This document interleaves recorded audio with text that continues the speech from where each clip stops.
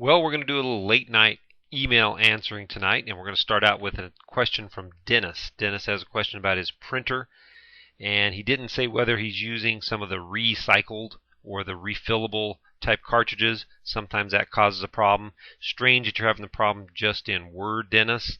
I'll tell you, with printers anymore, I think it's just you put too much time and effort and money into them, and they're so inexpensive. It's a horrible place that we're in right now that printers are disposable, but unfortunately that's the case when you get into a problem like yours. I think I would try to go to the Hewlett-Packard website and poke around there into some of their support forums, but unfortunately I don't have an answer for you. Sorry about that, Dennis. Timothy writes with an interesting question and with a lot of information, and unfortunately I'm 0 for 2 tonight because he has a question I don't think I can answer for you. He has a newer Windows Vista Premium HP Pavilion Media Center computer, and he can't be recognized as the administrator when he's trying to do some of his updates, and then he gives me this long log of information, as you can see here. And I hate to disappoint you in this particular case, Timothy, but I'm not going to read that. I just do not have the time to read that kind of a log. The thing I would always check for is the problem with potential spyware. Make sure you're running a good anti-spyware program. I like Super Anti-Spyware. The new AVG Antivirus 8.0 comes with anti-spyware as well. Run those. Run a disk cleanup. Don't use the Windows disk cleanup. Run either CCleaner or run disk or what's called cleanup. Run cleanup. We have both those links at helpmerick.com. Jim is writing with a question about the alternative program that I've recommended for about a year and a half on something to use besides Adobe Acrobat. The Adobe Acrobat Reader 7, 8, and now 9 seem to be getting so big and slow and adding too much to our computers that I looked elsewhere for some other alternatives, and I found one called Foxit Reader. And Foxit Reader works fantastic. It's free and it's very fast. Small download, installs fast, runs fast.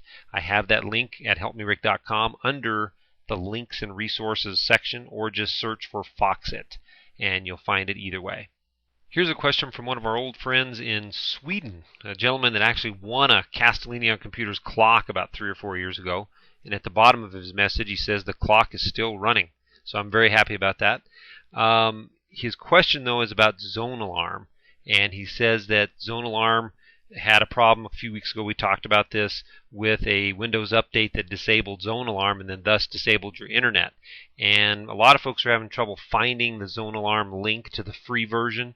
And if you go to zonealarm.com and if you click right up here where it says Products, and then if you click Firewall, after you get to the firewall page, click here where it says Compare All Products. And when you do that, if you scroll way to the right, you will actually see there is the free version of Zone Alarm. And if you click Download, it'll take you to one more screen trying to sell you one of their pay products, which are quite good if you don't get the full security suite. And then you can see there's a little link to download the actual free version. And I've updated the link on helpmerick.com as well. So Thomas, thanks for writing. We appreciate you still being out there. Have a good day. Here's a message from a woman by the name of Salma, which is one of my favorite names, by the way. And this could be taken in a lot of different ways. I'm not sure.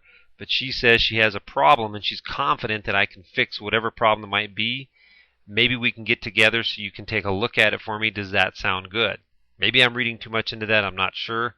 Selma, send us a question, and we'll try to answer your question and see if your confidence with me is ill-founded or not. Great Zonbu question. Zonbu is a company out of California who has developed their own version of Ubuntu and have put it onto computers. You can actually download it now and put it on your own computer. And they've kind of changed a little bit, Kristen, in the way they're doing business, and they're actually working through a lot of third parties now. And I've noticed that their laptops that they were selling were on back order for a long time. I haven't been to their site for a while. I do have 2 or 3 clients that are using Zonbu laptops and have been very, very happy with them. I think that anything with Linux is going to be something that's going to give people less problems in a lot of different ways than a Windows computer. So good luck with that. But again, you might save some money by just downloading Zonbu for free. buy a cheap laptop at Best Buy, Circuit City, or another place like that, and use the disk to install Zonbu on top of that. George is writing with a question that I wish I had a little bit more information about. He says he put a sticker on his CD that he made, or DVD that he put some pictures on, and now his DVD doesn't read the pictures. And he wants to know how to safely remove the label. I've got to guess that you put the label on the wrong side, George. I'm not sure. And you need to try to remove it so that the computer can read it. But at the same time, you're asking whether or not it's the DVD player. So maybe try reading the DVD in another computer if you're still having problems, or if it is indeed that you accidentally put the sticker, the label, on the wrong side. I did find a thread from a place called cdfreaks.com, and here's a tiny URL for you that you can read right here. Go to this site. They have some different information there on some products that you can use to try to safely get rid of the residue after you peel the sticker back. As long as you don't scratch or damage the surface of the DVD, I've got to believe that the data will be intact. So good luck to you, George. It sounds like a tough situation. Ginger writes that her grandson recently bought a Dell laptop. It sounds like a Dell laptop from a yard sale. It has Windows 2000, but it has a password. No one knows the password. If you search for password crackers, CRACKERS, on the web, you're going to find some things that will try to help you crack the password on a Windows 2000 machine. But in the long run, I think, Ginger, you're going to be better off going out, downloading Ubuntu Linux or some other version of Linux on another computer. Use it to format the disk and let him start using the computer using Linux.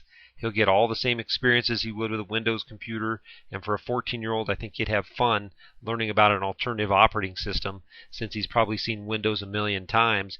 Carl writes that he's using Juno, and he's trying to export and back up some of his email, and when he export his folders out of Juno, they save them in a .frm file format, which he's not able to open. And this is true for lots of different systems, backup or otherwise. Oftentimes the program is going to save it in a proprietary format that you can only read by re-importing it into the program. He wants to know if he can convert it to a JPEG or a GIF or some other file. No, you cannot.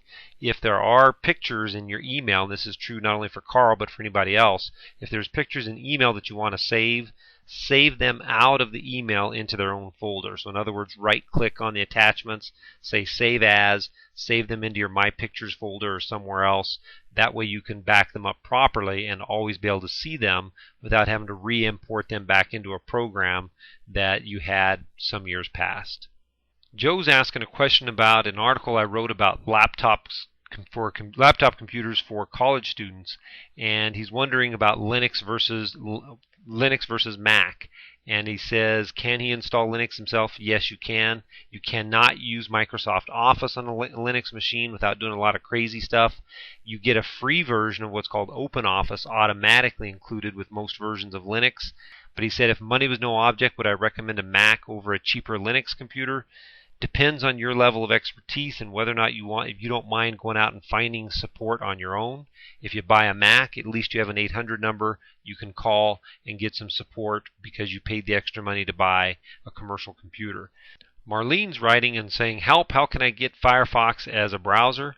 Very easy. Go to firefox.com, click the big download button after you download it, and double click on it to install the program, and you will have Firefox. Let's finish up with this question from Gloria, and Gloria writes that she has Windows Media Player. She says she's using Windows Vista, but she has trouble with Windows Media Player properly playing some of the things she wants to play. She's downloaded it, but it always says that she has a newer version on her computer.